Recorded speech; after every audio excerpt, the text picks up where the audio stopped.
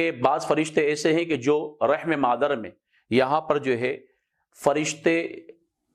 اس بچے کی جو کہ رحم مادر میں ہوتا ہے، ماں کے پیٹ میں ہوتا ہے، اس کے جو ہے تصویر بنانے کے معاملات، اور پھر اس کے علاوہ جو ہے اس کے رزق کی ادائیگی وغیرہ کے معاملات وہ جو ہے طے کرنے کے لیے یہاں پر اللہ تبارک و تعالیٰ فرشتوں کو بھیجتا ہے۔ جس طریقے سے حدیث شمار کا، مسلم شریف کی حدیث شمار کا ہے، میرے آقا نے ارشاد فرمایا جب ماں کے رحم میں بچہ 4 ماہ کا ہو جاتا ہے تو اللہ تبارک و تعالیٰ ایک فرشتے کو بھیجتا ہے، وہ بچے کی صورت بناتا ہے۔ حالانکہ رب مصور ہے تو یہاں پر بھی اسناد مجازی ہے کہ فرشتہ صورت بنا رہا ہے، تو لہذا یہ بھی اسناد مجازی ہے کہ وہ فرشتہ جو ہے صورت بناتا ہے، پھر اس کی سماعت، بینائی،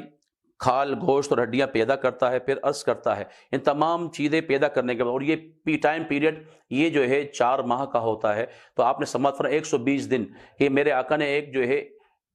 طبی یعنی میڈیکلی اعتبار سے ایک طبی جو نقطہ ہے وہ بھی ارشاد فرما دیا، اس کی طرف بھی اشارہ فرما دیا کہ جب 4 مہینے کو حمل پہنچ جاتا ہے تو اب اس کے اندر جو ہے روح پھونکنے کا عمل ہوتا ہے۔ اس سے پہلے اس کے اندر جو ہے روح کی کوئی حیثیت نہیں ہوتی، اور نہ ہی اس کے اندر جو ہے حیات کی کوئی رمق ہوتی ہے۔ یہ سارے معاملات 4 مہینے کے بعد ہی ہوتے ہیں، اور 4 مہینے سے پہلے وہ فقط گوشت کا ایک لوتھڑا ہی ہوتا ہے۔ تو لہذا یہاں سے میرے آقا نے ایک طب کی نقطے کی طرف اور اس کی حقیقت کی طرف اشارہ فرما دیا کہ یہاں پر 4 مہینے کے بعد ہی سارے کے سارے معاملات ہوتے ہیں کہ روح کا پھونکا جانا اور اس کے اندر جو ہے روح کا منتقل کیا جانا۔ پھر یاد رکھے وہ فرشتہ عرض کرتا رب کی بارگاہ میں، اے میرے رب لڑکا یا لڑکی، تو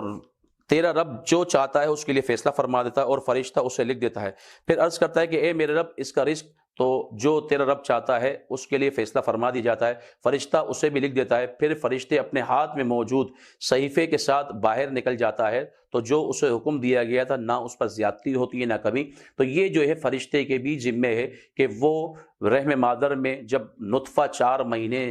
تک قرار پاتا ہے تو روح پھونکنے کے لیے وہ آتا ہے، اور اسی طریقے سے جو ہے وہ پھر تصویر وغیرہ بناتا ہے، اور رزق وغیرہ شقی اور سعید ہونے کے معاملات بھی، جیسے بخاری کی حدیث مبارکہ میں بھی آتا ہے کہ تمام امور کو وہ درج کرتا ہے۔ اور یاد رکھیے گا بعض روایتوں میں یہ بھی ہے کہ جس جگہ اس کو دفن ہونا ہوتا ہے، اگر اس کی زندگی کا فیصلہ کر دیا جاتا ہے کہ اس کو دنیا میں آنا ہے، کہ اللہ اس کا جب ارادہ فرما دیتا ہے، تو جس جگہ اس کی قبر بننی ہوتی ہے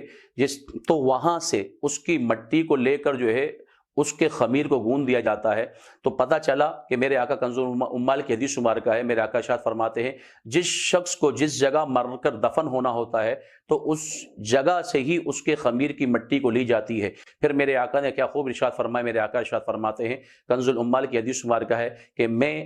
ابو بکر اور عمر، یہ تینوں کی تینوں ایک ہی مٹی سے پیدا کیے گئے ہیں اور ایک ہی مٹی کی طرف لوٹائے جائیں گے۔ تو یہاں سے بھی سیدنا صدیق اکبر رضی اللہ تعالیٰ عنہ اور عمر فاروق اعظم کی بھی شان واضح ہوتی ہے کہ یہاں پر اسی مٹی سے ان کے وجود کو تیار کیا گیا کہ جس مٹی سے ذات مصطفیٰ علیہ تحیۃ الثنا کے وجود اور پیکر مصطفیٰ کو تیار کیا گیا۔